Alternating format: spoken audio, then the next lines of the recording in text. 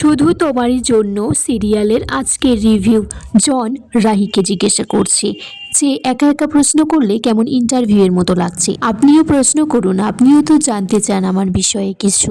রাহি বলছে আপনি তো আমেরিকাতে থাকেন, ওখানে বিজনেস আছে, ওখানে চাইলেই তো আপনি কোনো মেয়েকে বিয়ে করতে পারতেন, তাহলে আমি কেন? জন বলছে আপনার ফ্যামিলির জন্য। আপনাদের এইরকম জয়েন্ট ফ্যামিলি, এত হাসি খুশি হই হুল্লোড় করে থাকেন।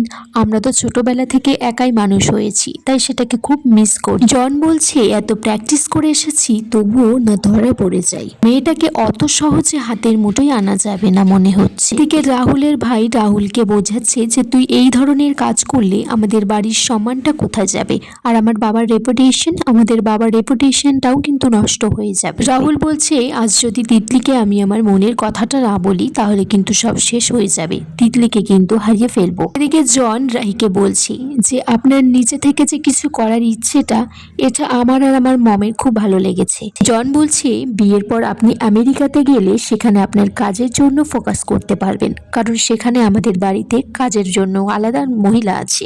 রাহি বলছে আপনি এতটা ভেবে রেখেছেন বিয়ের পর আমেরিকা। রাহিকে বলছে আসলে আমি বিয়ে করে বউ চাই না, একজন ভালো পার্টনার চাই। রাহি তখন মনে মনে ভাবছে হয়তো মানুষটা ভালো হতেও পারে। তিতলি এসেছে সেখানে কফি নিয়ে, বলছে আমি কাবাব মেয়ে হাড্ডি হতে এলাম জিজু। তখনই রাহির একটা ফোন আসে। রাহি সাইডে চলে যায় কথা বলার জন্য। তখন তিতলি বলছে জনকে যে কফিটা কেমন হয়েছে। বলছে খুব ভালো হয়েছে, খেয়ে নিন। বলছে এমনিতেই তোমার দিদির কথা ভেবে রাতের ঘুমটাই উড়ে গেছে, কফি খেয়ে আর পুরো ঘুমটা উড়াতে চাই না। তিতলি বলছে আমিও আমেরিকাতে উড়ে যেতে চাই, আর আমার সেই স্বপ্নের টিকিট কিন্তু আপনি নিজেই। ঠিক সেই সময়ই রাহুল নিচ থেকে দেখছে যে তিতলি আর জন গল্প করছে হেসে হেসে। এদিকে জনের মা বলছে রাহির বাবা মাকে যে আমাদের কিন্তু কিছু দেনা পাওনা চাই না, আর আমার জনও পছন্দ করে না, কিন্তু আমাদের একটা নিয়ম আছে কিছু প্রণামী দেওয়ার, সেগুলো কিন্তু একটু লিস্ট মতো পাঠিয়ে দেবেন। আমাদের পরিবারের একটা মান সম্মানের ব্যাপার আছে তো। তখন রাহির বাবা জানতে চাই যে কি কি ঠিক দেব, একটু ভালো করে যদি বলেন। রাহির মা তারপর এক সাইডে ডেকে নিয়ে যায়। বলছি কি বলছো, এগুলো কেন কথা বাড়াচ্ছ? মেয়েগুলোর ভবিষ্যৎ ভালো করে যেতে পারলেই আমি তারপর এক কাপড়েই কাটিয়ে দেব। রাহির বাবা বলছে যেভাবে আমেরিকা যাবার জন্য স্বপ্ন নিয়ে আছো, তুমি এক কাপড়ে কাটাবে? এদিকে তিতলি জনকে বলছে আমি ছাদে কেন আসি জানেন? আমি ছাদে এসে ভাবি ওই যে প্লেনগুলো যাচ্ছে, ওটাতে করে আমি একদিন আমেরিকা যেতে পারবো। রাহি সেখানে এসেছে। তিতলি বলছে নে কথা বল তোরা, না হলে পরে বলবি তোদের রোমান্সটাকে পণ্ড করে দিয়েছি। রাহি জনকে বলছে কিছু মনে করবেন না, আমার বোনটা না আসলে বড়ই হয়নি। রাহি তারপর ছাদের ধারে এসে দেখে রাহুল সেখানে দাঁড়িয়ে আছে। তখন জন জিজ্ঞাসা করছে ওই যে মেরুন কালার ড্রেস পরা ছেলেটিকে আপনি চেনেন নাকি? বলছে হ্যাঁ, ও তো একটা অসভ্য ছেলে।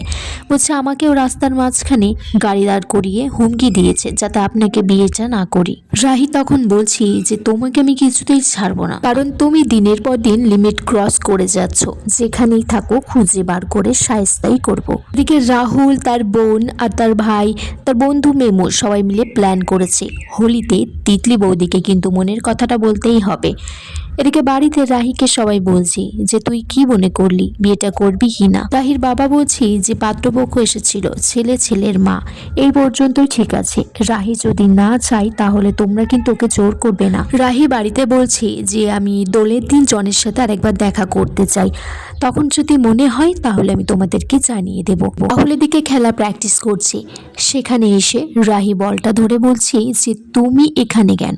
রাহি বলছে কেন, তুমি আমার পিছু নিতে পারো, কিন্তু আমি এখানে এসেছি তোমার মতো নির্লজ্জ দোকান কাটানা আগে কখনো দেখিনি। রাহুল তখন রাগের জন্য বলটা ছুঁড়ে মারে। তখন রাহির মুখে লাগতে যাবে, তখন রাহুল সামনে থেকে বলটা ধরে ফেলে।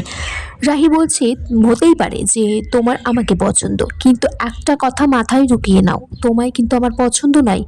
রাহুল বলছে তোমার দেখছি নিজের সম্পর্কে বিশাল ধারণা। রাহি বলছে দেখছি তোমার কোনো শিক্ষাই নেই। তখন রাহুল বলছে যে শিক্ষা নিয়ে আমাকে তুমি জ্ঞান দেবে না, শিক্ষাটা তোমার থেকে আমার বেশি আছে। রাহি বলছে সে তো দেখতেই পাচ্ছি।